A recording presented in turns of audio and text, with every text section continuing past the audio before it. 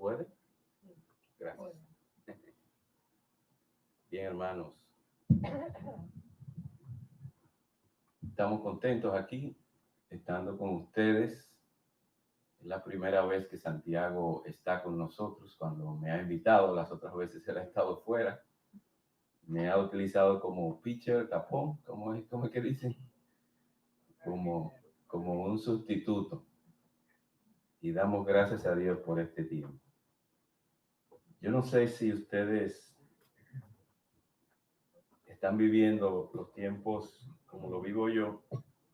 Yo tenía unos días que no me ejercitaba y me dije, no, yo no puedo seguir así.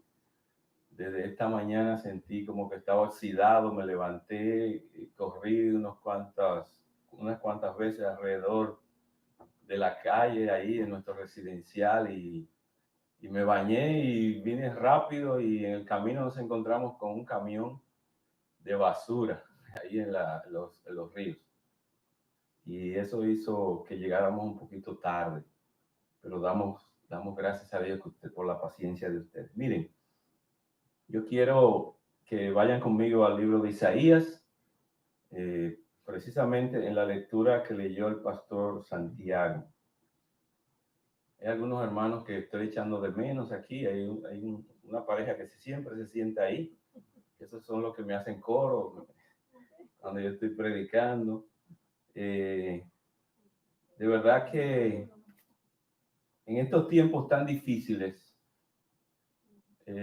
pudiera ser para nosotros interesante estar viviendo como cuando usted conecta en su vehículo, esos son los vehículos modernos que tienen un cruise control, no sé si usted sabe lo que es, ¿verdad? Que es un botoncito que usted utiliza para que si usted va a una velocidad de 80 kilómetros por hora, el vehículo siga corriendo a esa misma velocidad y usted pueda retirar su pie del acelerador y usted pueda, ¿verdad?, descansar, sentirse un poquito como más cómodo, poder mirar mejor el panorama y si hay algún objeto que se acerca, usted puede otra vez con solo pegarle al pedal del freno nuevamente, entonces él puede bajar la velocidad y ahí automáticamente se quita el cruise control y usted tiene ya que maniobrar el vehículo por usted mismo. Y a veces eso es muy bueno para los que estamos manejando en carreteras largas porque te permite ahí ir un poquito más ligero. Y a veces, o pudiera ser que a veces en nuestra vida nos pudiera pasar algo como eso. Es decir, que nosotros estemos en una vida tan normal y tan rutinaria que nosotros pongamos el cruise control en nuestra vida y nos desentendamos y vivamos una vida como que no necesitamos de nada ni de nadie, que nos flexibilicemos y nos sintamos cómodos con la vida que estamos viviendo.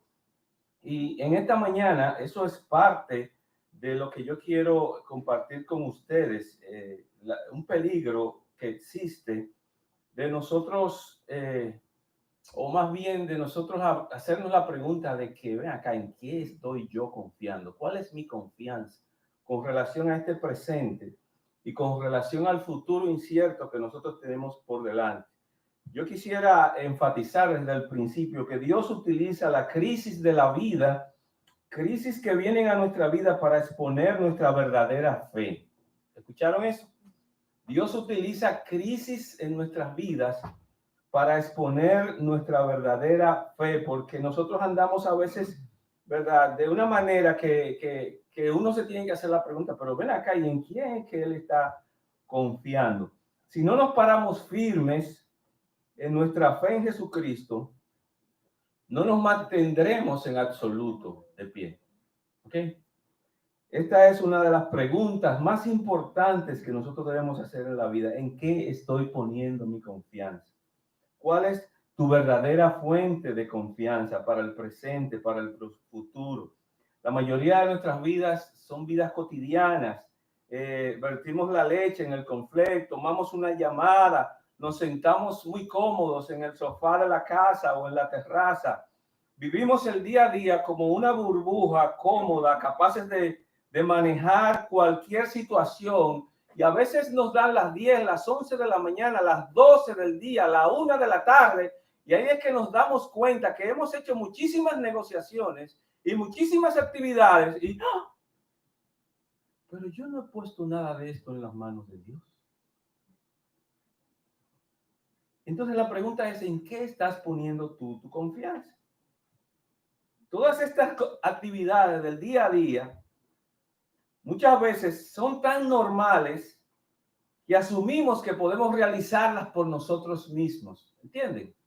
Vamos al banco, hacemos una negociación, nos reunimos con amigos, pero es un grave mal, un grave malestar que nosotros vivamos una vida tan cotidiana y sin embargo no sintamos la necesidad de confiar, ¿verdad?, en el verdadero. Y entonces eso significa que el mal es grave, porque entonces estás confiando en ti mismo. La gente puede confiar en todo tipo de cosas y independientemente de las circunstancias, quizás tu alto coeficiente intelectual, quizás la capacidad que tú tienes para lidiar con las situaciones de la vida, tu preparación académica pudiera ser en lo que tú estés confiando, tus habilidades deportivas y físicas, tu entrenamiento atlético, quizás tu talento musical, quizás tu entrenamiento en situaciones de la vida, quizás tú estás confiando en tu retiro, tu jubilación, el dinero que tú tienes en tu cuenta bancaria o en certificados financieros. Quizás tú estás confiando en los hijos tuyos que te van a sostener en tu vejez. Quizás tú estás confiando en el gobierno actual, en el presidente que ahora tenemos, en el nuevo camino, en todo su eslogan de hacer las cosas ahora diferentes, de un nuevo cambio. Quizás tú estás confiando en todo eso, pero la realidad es que el mayor mal que pudiéramos tener es que estemos confiando en todas estas cosas y por ende en ti mismo. De manera que las lecciones que tenemos aquí en el libro de Isaías capítulo 7 nos dicen a nosotros que nosotros debemos de dejar de confiar en nosotros mismos, debemos dejar de confiar en todas aquellas cosas que tenemos como fortalezas, debemos dejar de confiar en las astucias para hacer alianzas, de una manera u otra. Tenemos que arrojarnos a Dios y dejar de confiar en todo aquello que para nosotros es una fortaleza. Dios es nuestro verdadero aliado. Eso es lo que dice este pasaje del libro de Isaías, capítulo número 7. Dios es nuestro verdadero aliado y nos invita a confiar en Él. Y no confiar en Él es una lección destructiva, es una lección que puede traer destrucción a tu vida. Señor, gracias te damos por tu palabra. Gracias, Padre, por el aliento, el sostén que representa para nosotros. Padre, ayúdanos a dejar de confiar en nosotros mismos. Ayúdanos a dejar de confiar en las cosas que para nosotros son una fortaleza, son un bastón y son un sostén. Y ayúdanos a confiar en ti, oh Jehová. Denos gracia al venir a este texto y ayúdenos, Señor, para poder confiar en Emmanuel, Dios con nosotros. Gracias, Padre, en el nombre de Jesús. Amén. Amén. Hermanos, debemos primero entender que la crisis revela la verdadera fe. Se puede ir con su cruise control ahí muy cómodo y de buenas a primeras, no se da cuenta y se deja guiar de lo que está viendo en el panorama. Y puede venir un accidente terrible. Y lo que va a pasar de ahí en adelante y la reacción suya a la crisis va a determinar en quién realmente usted está confiando. Miren lo que dice el texto de Isaías capítulo número 7. Aconteció en los días de Acaz, hijo de Jotán, hijo de Uzías, rey de Judá, que Rezín, rey de Siria, y Peca, hijo de Remarías, rey de Israel, Subieron contra Jerusalén para combatirla, pero no la pudieron tomar. Y vino la nueva o la noticia a la casa de David diciendo: Siria se ha confederado con Efraín, y se le estremeció el corazón y el corazón de su pueblo como se estremecen los árboles del monte a causa del viento. Entonces dijo Jehová a Isaías: Sal ahora al encuentro de Acaz, tú y Fear-Jasub, tu hijo, al extremo del acueducto del estanque de arriba, en el camino de la edad del lavador. Y diré: guarda y repósate. No temas ni se turbe tu corazón a causa de estos dos cabos de tizón que humean, por el ardor de la ira de Rezín y de Siria y del hijo de Remalías. Han acordado maligno consejo contra ti, el sirio, con Efraín y con el hijo de Remalías, diciendo: vamos contra Judá y atemoricémosla, y repartámosla entre nosotros, y pongamos en medio de ella por rey al hijo de Tabeer.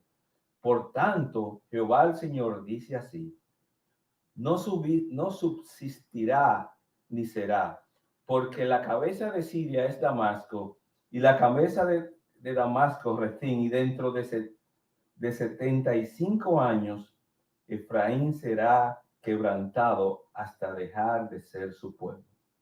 Versículo 9. Y la cabeza de Efraín es Samaria, y la cabeza de Samaria el hijo de Remalías. Si vosotros no creyereis, de cierto, no permaneceréis. Hermanos, la crisis revela la verdadera fe. Esto está en los versículos 1 y 2. Miren la crisis. En este momento es un tiempo de una alianza aterradora que viene contra la ciudad de Jerusalén. Me gustaría hacer un poco de historia.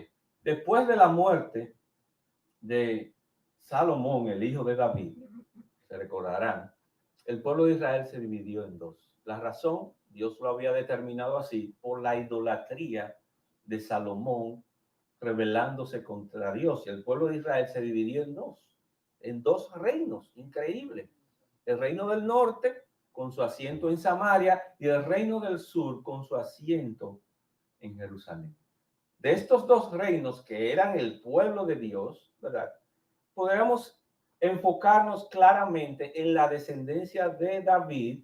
Recuérdense que Dios tiene promesas, Dios tiene un pacto, Dios tiene un plan bien particular con la descendencia del rey David, porque de allí, de su descendencia, iba a venir el Redentor, nuestro Señor y Salvador Jesucristo. Pero ¿qué pasa? Que el reino del norte siempre tenía pleito, ¿verdad? Con el reino del sur, con Jerusalén, la descendencia del rey David. Era muy normal entre ellos que hubieran desavenencias, conflictos. Y es que somos pecadores todos.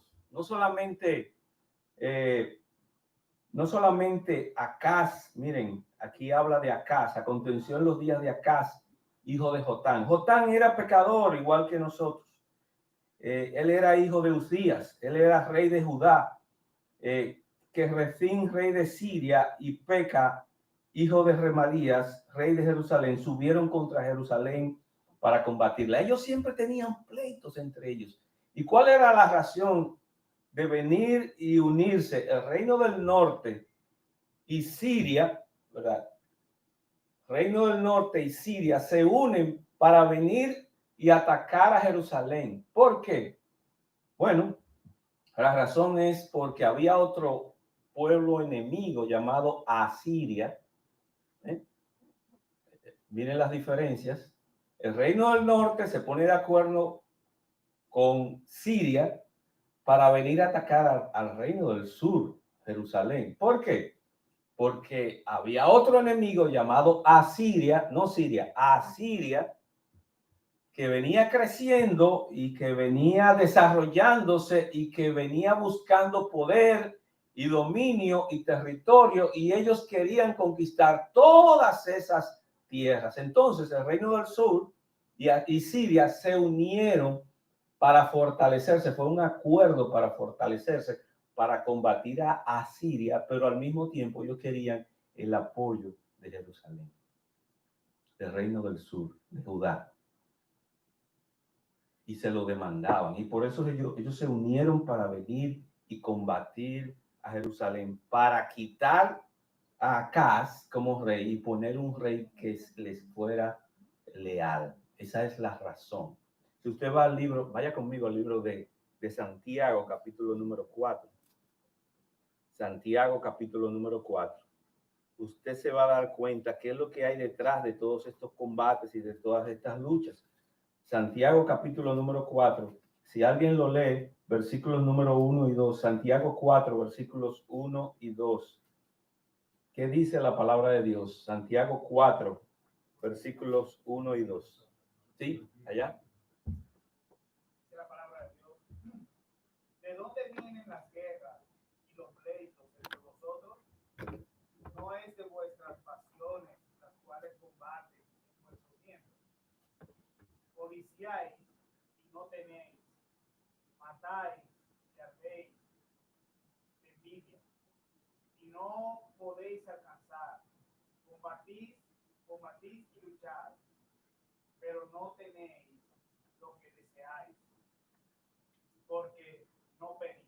¿De dónde vienen vuestras guerras? ¿De dónde vienen las guerras? No son de las pasiones que están ahí, los deseos que hay en el corazón. Dice, pasiones le llama a esos deseos desenfrenados. Luego en el versículo 2 habla de codicias. Asiria tenía codicia de toda la región. Y Siria no se quedaba atrás. Ok, por eso quisieron combatir contra Jerusalén, para que se unieran todos. Y le querían exigir a Jerusalén, tienes que unirte a nosotros para poder combatir contra Jerusalén. Y como Jerusalén se resistía, acá se resistía, entonces ellos vinieron, pues te vamos a combatir. ¿De dónde vienen vuestras guerras? De vuestras pasiones. ¿De dónde vienen las guerras en el matrimonio? ¿De dónde? De las pasiones, de las codicias, de los deseos. Todo esto produce las guerras. Pero que vemos aquí una crisis. Imagínense lo que significaba que un pueblo enemigo viniera contra tu pueblo. Estamos hablando de una guerra, estamos hablando de un combate militar, estamos hablando de los hombres del pueblo de Jerusalén que tienen que alistarse para ir y defender a Jerusalén. Estamos hablando de posibles muertes. Estamos hablando de pérdida, porque en todo combate hay unos que pierden, hay otros que ganan. Es posible que la ciudad pudiera ser destruida, los muros derribados. Es una situación difícil, es una crisis de verdad, hermanos. Las crisis vienen a nuestras vidas, entonces evidencian en quién y en qué nosotros estamos confiando. Lo segundo que quiero que vean es que desde el principio lo que dice el profeta Isaías con relación a esta crisis. ¿Qué dice al final del versículo número 1? Que aunque hubo esta crisis y aunque hubo esta amenaza, sin embargo, al final no la pudieron tomar. ¿Por qué creen ustedes que no la pudieron tomar? ¿Por la fuerza, por la capacidad de Jerusalén? El profeta está anticipando en la historia. Usted sabe cuando a usted le dicen el final de la historia al principio. ¿A usted le gusta que le digan el final al principio? ¿Usted no ha visto las películas que comienzan por el final? Que usted dice, pero ven acá, ¿y qué fue? Y después, pero ya nos han enseñado tanto esa técnica que ya uno ¡pop!, se la lleva y uno sabe, ese es el final. Al final, ellos no pudieron tomar la ciudad. Ellos vinieron para combatirla, pero no pudieron lograr su objetivo. ¿Por qué? Porque Jehová pelea por su pueblo. Bien. Si usted va conmigo al libro de Proverbios, capítulo número 19, versículo 21. El primero que lo lea, el primero que lo tenga lo puede leer. Proverbios 19, versículo 21. Las crisis revelan en quién realmente estamos confiando, ¿verdad? Y el Señor nos demanda a nosotros que confiemos en Él, que pongamos nuestra confianza en Él. Proverbios 19, versículo 21, ¿qué dice? Muchos pensamientos hay en el corazón del hombre, mas el consejo de Jehová permanecerá. Muchas ideas tenemos en nuestra mente. China quiere conquistar el mundo entero con sus mercancías en principio, pero al mismo tiempo está adquiriendo un poder económico y un poder militar.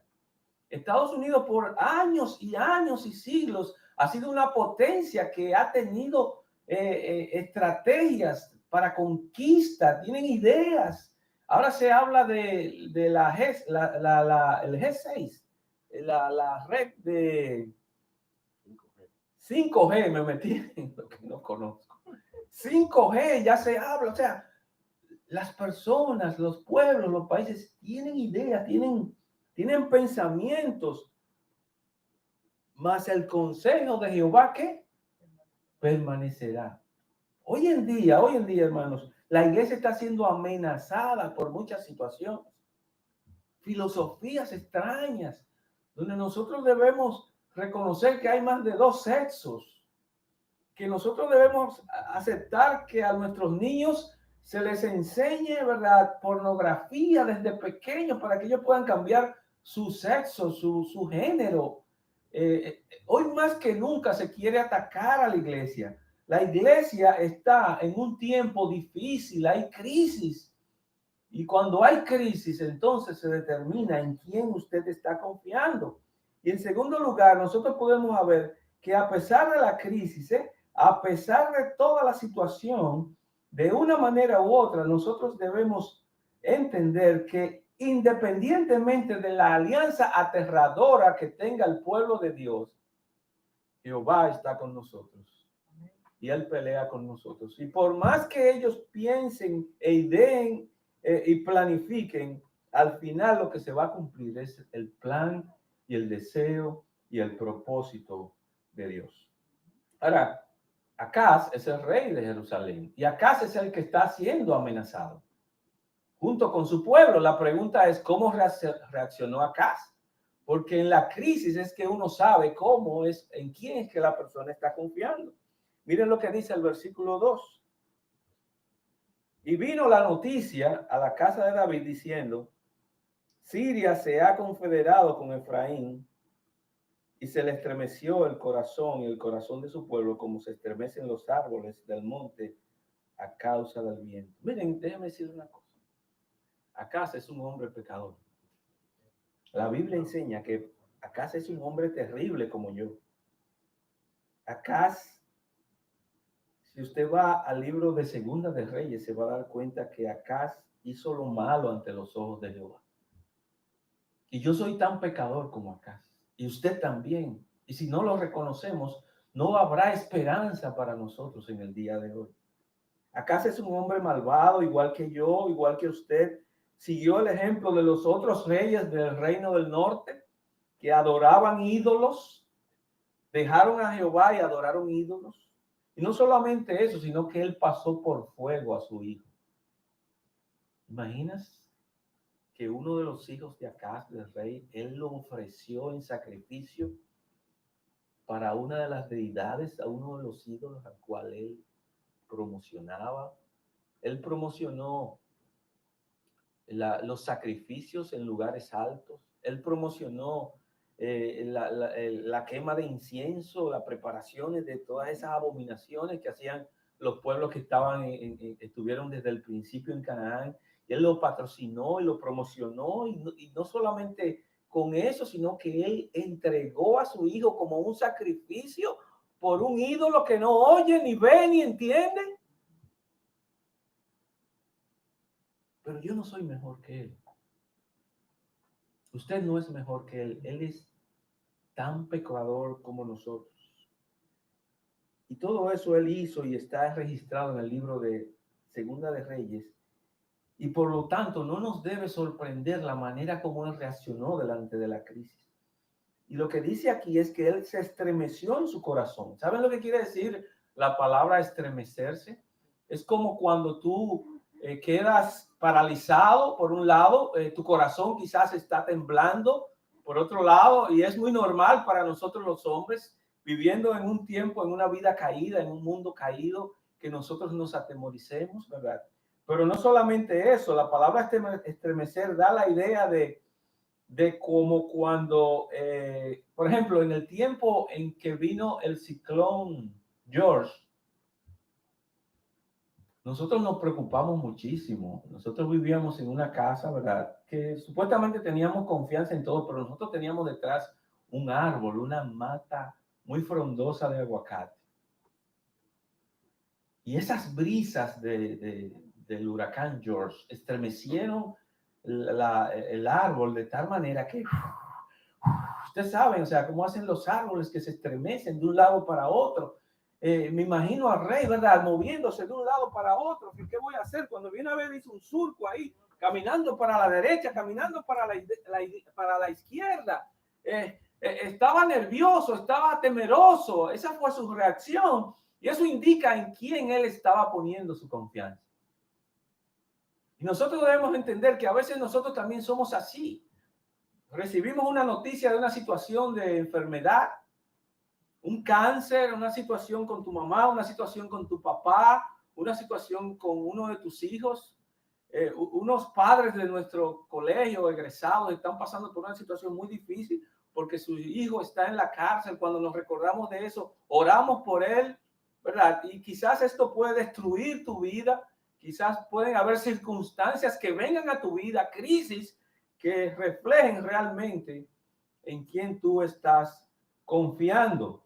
Lo interesante del ciclón George es que ese día yo me levanté bien temprano porque yo tenía que ir a la compañía donde yo trabajaba para cubrir, para proteger los vidrios, las ventanas de los que tenían vidrios, para asegurarnos que todo estuviera en su lugar.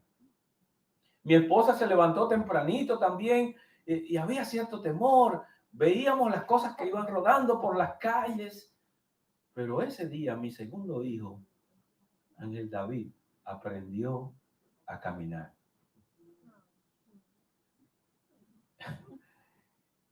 Mientras nosotros estábamos atemorizados, No podía coger otro día. él no pudo coger otro día. Mientras nosotros estábamos atemorizados por la situación, él vio que ese era el día propicio. Él sintió que toda esa brisa y todo ese viento era una motivación para él demostrar que él podía caminar. Y su mamá estaba en la cocina y de buena primera vio un celaje. Y ella como que hizo así, pero siguió en sus afanes y de buena primera volvió y vio otro celaje. Y cuando miró finalmente y salió, se dio cuenta que su hijo había aprovechado la circunstancia, la crisis, para aprender a caminar. Mira qué cosa. Que hay algunos que nos llenamos de miedo y otros vemos la circunstancia como una oportunidad para lograr cosas. Usted sabe la cantidad de dinero que hizo la gente en medio de la pandemia vendiendo cosas como esta. No se atemorizaron, sino que comenzaron, entraron en internet y buscaron y compraron en China muchísimas de estas cosas y vieron las oportunidades que tenía la crisis, mientras que otros nos escondimos, nos metimos en nuestras casas. Quizás esos que hicieron esto, si no tenían a Cristo, quizás estaban confiando en sus habilidades. No sé si están tratando de entender a donde yo lo estoy llevando. La crisis crea oportunidades. Y una de ellas es darte cuenta en quién tú estás confiando. Y este rey se llenó de miedo. Y aunque Dios tenía un pacto con la casa de David, y aunque Dios estaba presto a cumplir su pacto de mantener firme, ¿verdad? El reinado de la descendencia de David, sin embargo, el rey Acaz no creía en nada de esto. De hecho, para él no hay asomo de una idea de que él estuviera pensando en el Señor. En ninguna manera. No se ve aquí que dice y consultó a Jehová. No se ve nada de eso. No se ve aquí y llamó al profeta para para preguntarle qué debía hacer, como hay otros reyes que hicieron esto. No dice que y se levantó y fue al templo. Nada de esto. ¿Sí? Esa es la realidad que nosotros vemos de Acaz. Acaz no cree en el Señor. Acaz tampoco quiere creer ni se esfuerza por buscar al Señor. Prefiere la consternación. Prefiere, ¿verdad?, tratar de buscar una salida por sus propias vías. Más adelante se dice claramente qué hizo él. Se siente normal ideando frenéticamente su propia salvación y buscar el éxito en sus propios planes, como se ve más adelante al final del capítulo. Sin embargo, Dios todo lo ve, todo lo conoce. Y ahí viene la intervención de Dios. Versículo número 13. Entonces dijo Jehová a Isaías: sal ahora al encuentro de Acaz, tú y Sear-Jasub, tu hijo. No sé por qué el hijo, ¿verdad? Hay algunas explicaciones más adelante, al extremo del acueducto del estanque de arriba, en el camino de la heredad del lavador. Y dile: guarda y repósate. No temas ni se turbe tu corazón a causa de estos dos cabos de tizón que humean por el ardor de la ira de Rezín y de Siria y del hijo de Remalías. Hermanos, Dios viene en rescate. Viene en rescate de su pueblo, y Dios viene en rescate de cada uno de nosotros por medio de un Salvador, un Redentor, que es nuestro Señor y Salvador Jesucristo. Dios en su soberanía interviene. Dios no es un Dios que está allí en su asiento echándose fresco. Algunos lo relacionan con Santa Claus, algunos lo relacionan como con un abuelito, algunos no. Dios es el héroe de todas las historias de la Biblia. Dios es el héroe de la historia de la humanidad. Dios es el que quita y pone reyes. Dios es el que provoca las cosas. Dios es el que Dios mueve su dedo meñique y la tierra se estremece, hermanos. Eso es lo que conocemos de Dios.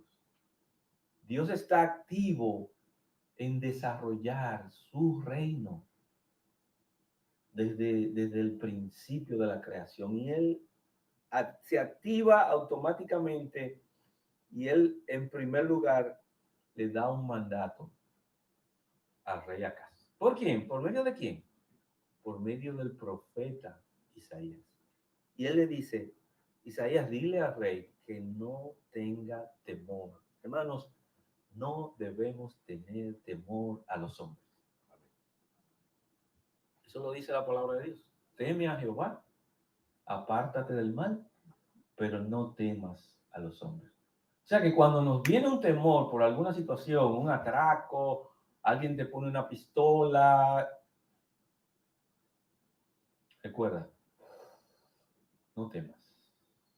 Pon tu confianza en el Señor. No tengas miedo, dice él en el versículo 3, en el 4, guárdate, repósate, no temas ni se turbe tu corazón a causa de estos dos cabos de tizón de que humean. Oiga cómo le llama a Jehová. Jehová le llama cabos de tizón que humean. Yo no soy del campo, Santiago es del campo. Él se enorgullece de ser del campo y me discrimina porque yo soy de la ciudad, pero lo cierto es que los del campo saben muy bien lo que significa esta figura.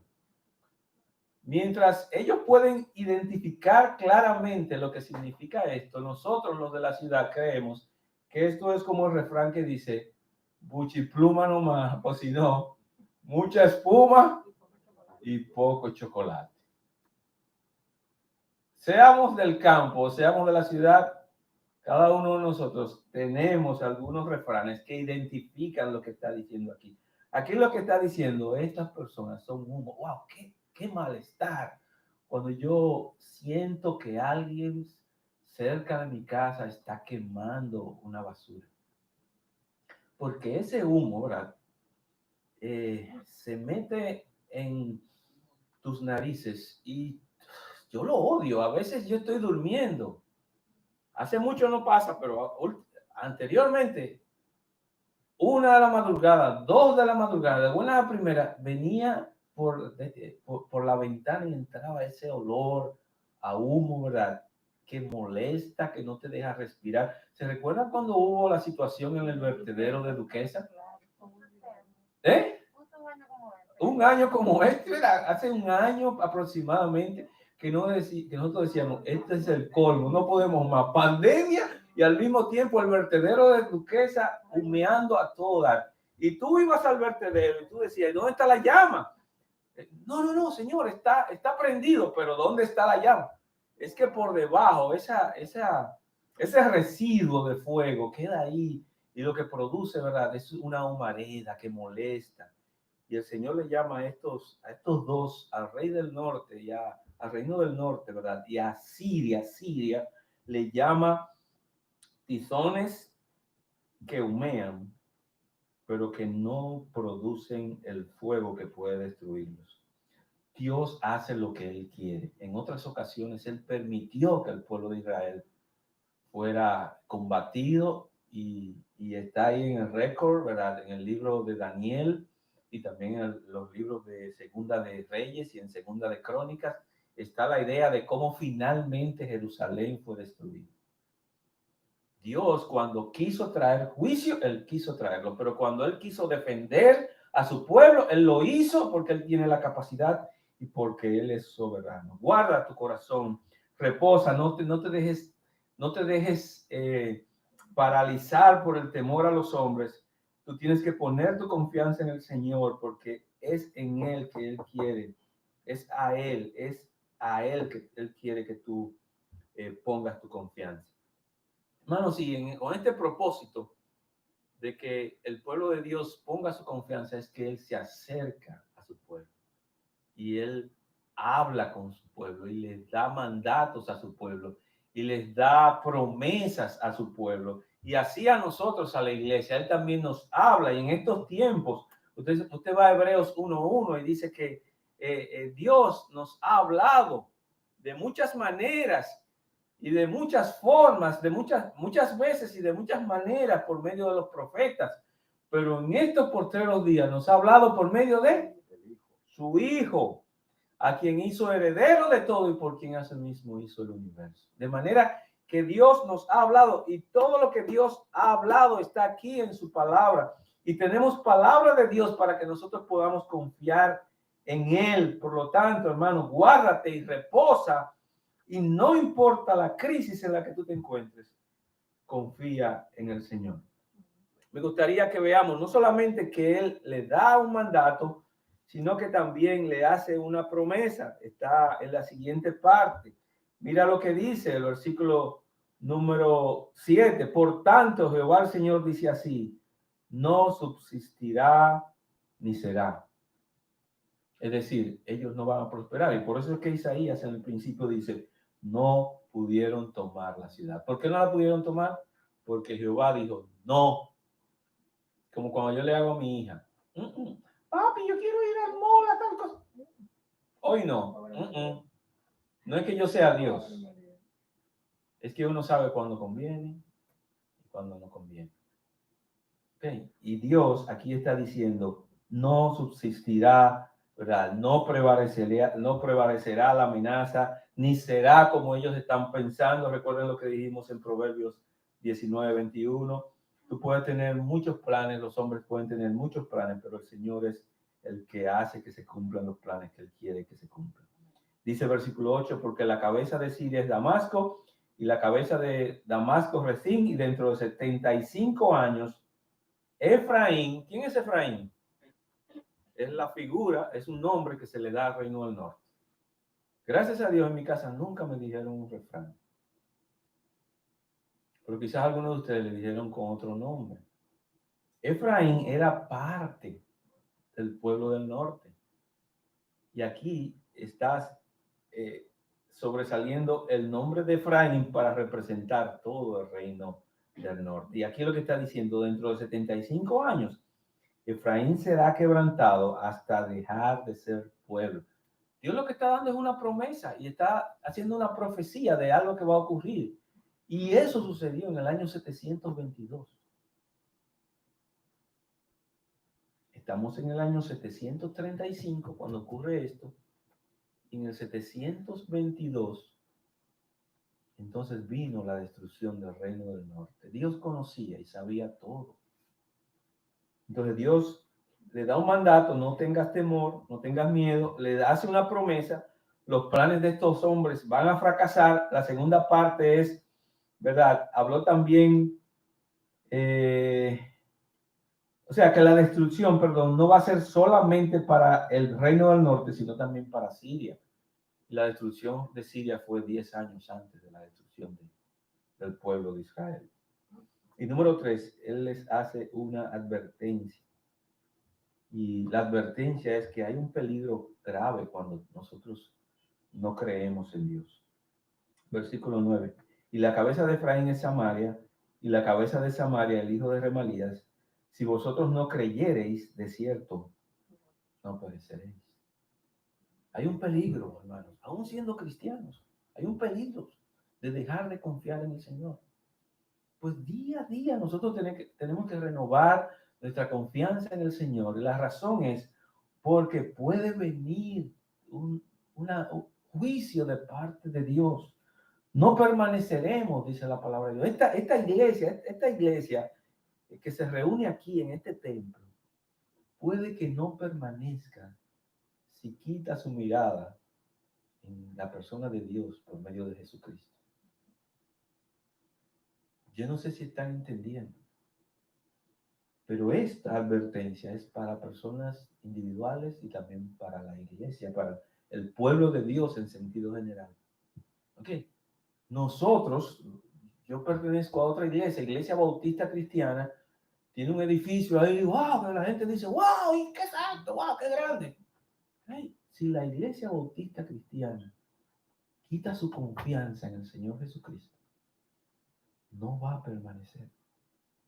Ustedes conocen la iglesia de convertidos a Cristo, está un poco más abajo, en la Julia. ¡Ay, grande! Mucha actividad, mucha gente, muchos matrimonios.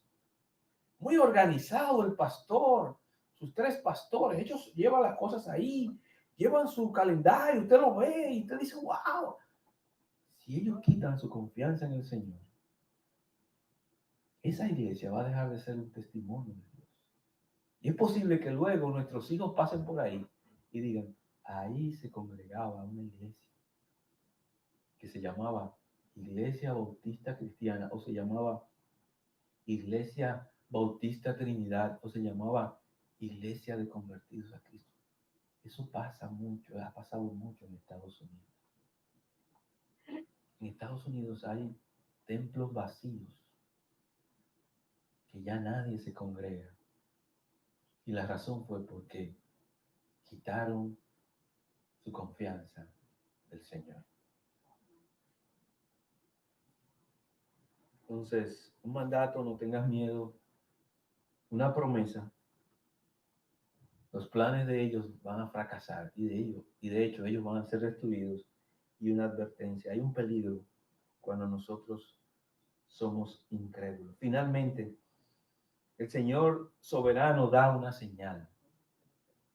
Finalmente, el Señor soberano da una señal. Versículo número 11. Isaías le dice a Acaz: pide una señal. ¿Ustedes saben lo que es una señal? Pide una prueba para que tú veas, y Dios te la va a cumplir, para que tú veas que Dios está contigo, y para que tú veas que Dios te va a guardar, para que tú veas que tú no vas a recibir pérdida. Pide una prueba del cielo o de debajo de la tierra. Pídela. Y miren la respuesta del rey, versículo número 12. No pediré, oigan, y no tentaré a Jehová. Wow, parece espiritual. Dios le pide y él desobedece con sus palabras. No, porque no voy a poner a prueba al Señor. Wow, parecería tan espiritual el rey, tan enfocado, tan diocéntrico, pero no reflejaba sino la rebeldía de su corazón. Y dijo entonces Isaías un poco molesto: oíd ahora, casa de David, ¿os es poca cosa el ser molestos a los ojos, a los hombres, sino que también lo seáis a mi Dios? Ustedes son molestia para los hombres y ahora va a ser molestia para Dios. Es una recriminación, es un boche, en pocas palabras, porque Dios le pidió: tú quieres ver que yo estoy contigo, pruébame, pídeme algo. Ustedes se recuerdan lo que pidió el juez,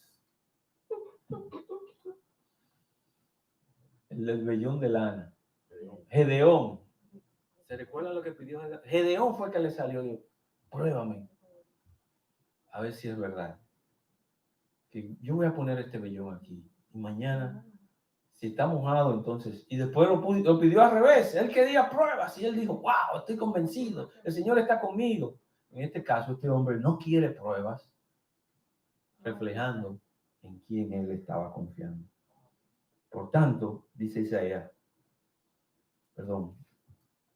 versículo 12, entonces, dice 14, por tanto, el Señor mismo os dará señal. He aquí que la Virgen concebirá y dará a la luz un hijo y llamará su nombre Emmanuel. ¿Usted había relacionado este pasaje con esta historia?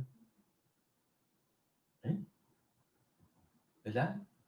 Qué lindo cuando estamos en Mateo y vemos el ángel dice, y llamará su nombre Emmanuel, pero no sabemos la historia que está detrás de este nombre Emmanuel, una historia de una petición de Dios para que pongas tu confianza en él. Por tanto, el Señor mismo os dará señal. He aquí que la Virgen concebirá.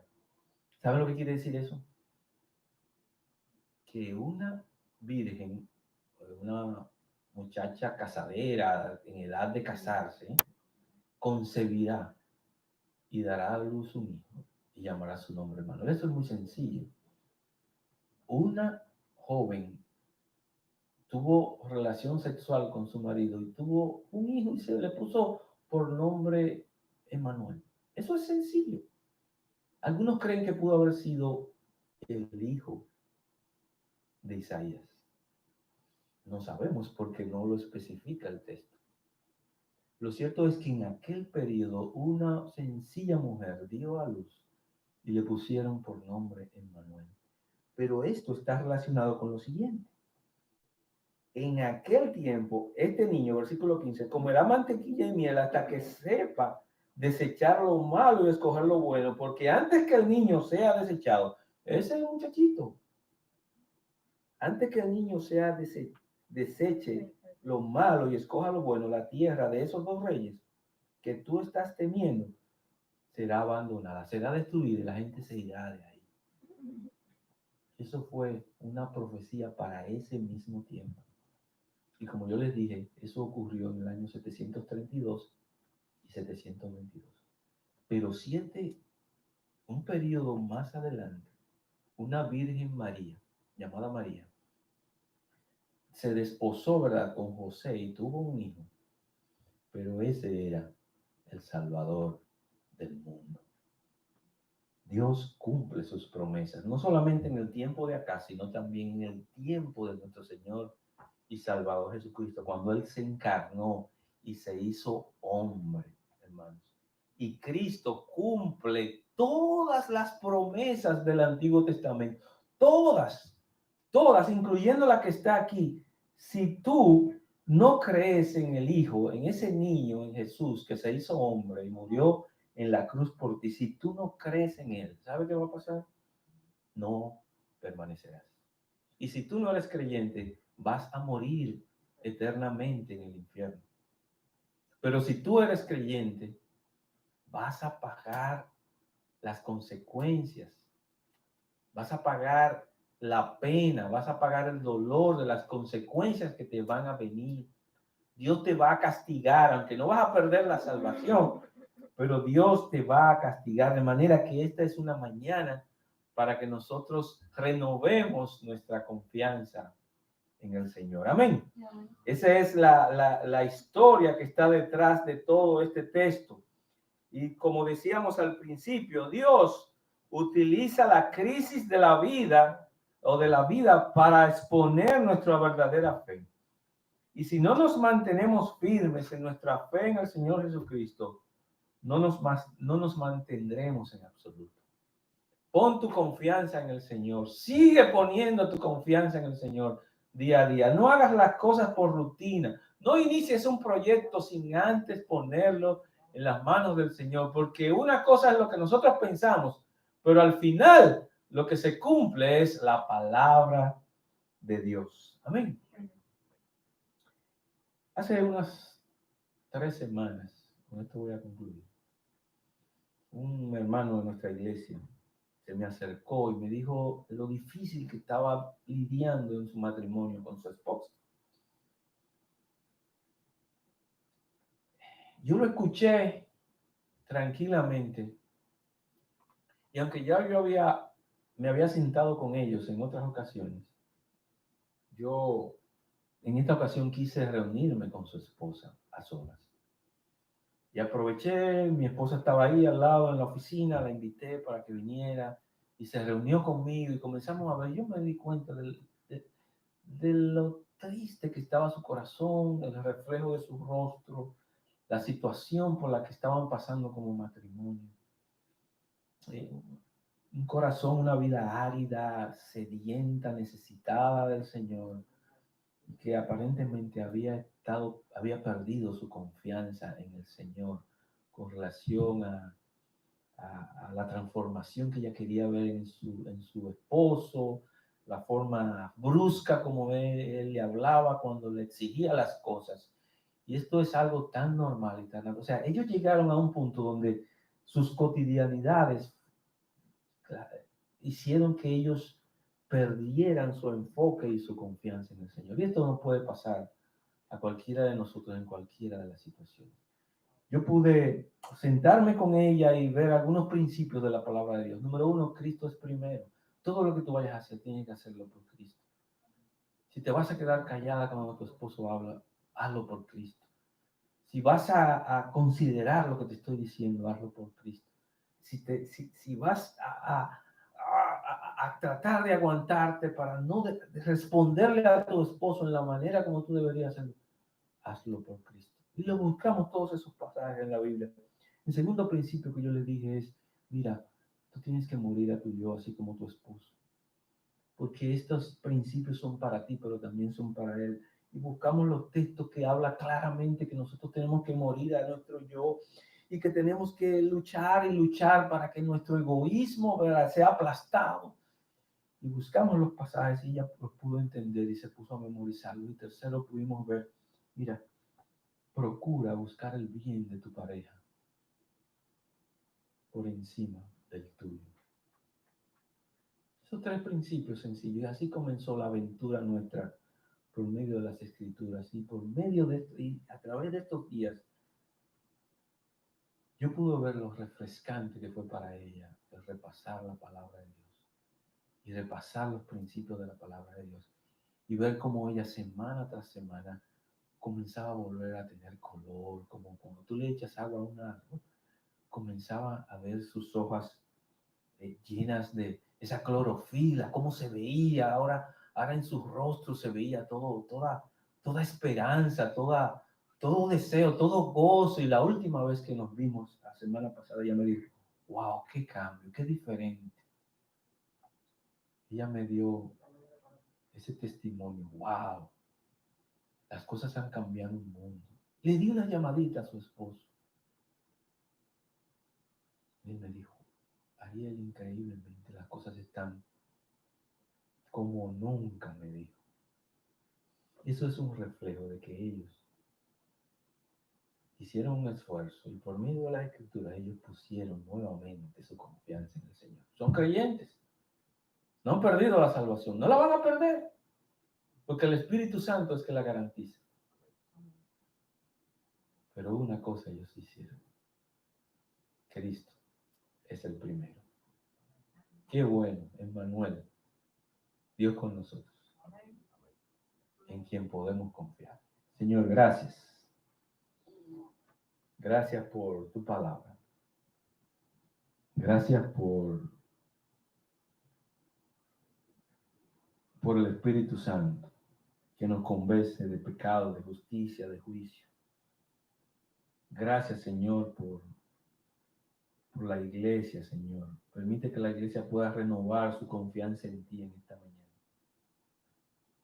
Oh, Señor, permite que ellos puedan decir, Jesús es primero. Lo que yo voy a hacer de ahora en adelante, no daré un paso sin antes no ponerlo en las manos del Señor.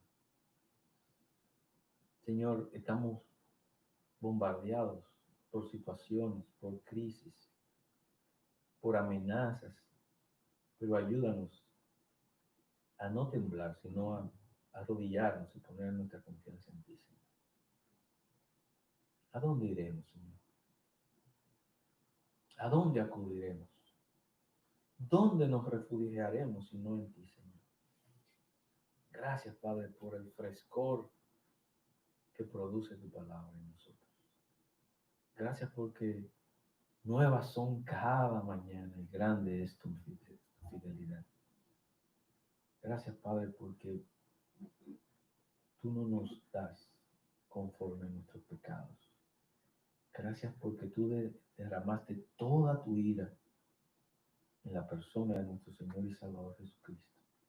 Esa ira justa y esa ira santa sobre Él, para que nosotros podamos ser liberados. Gracias, Señor, porque tu Hijo Jesucristo dejó el cielo para venir a esta tierra. Dios con nosotros. El Verbo que se hizo carne. Gracias, Señor. En el nombre de Jesús. Amén. Amén.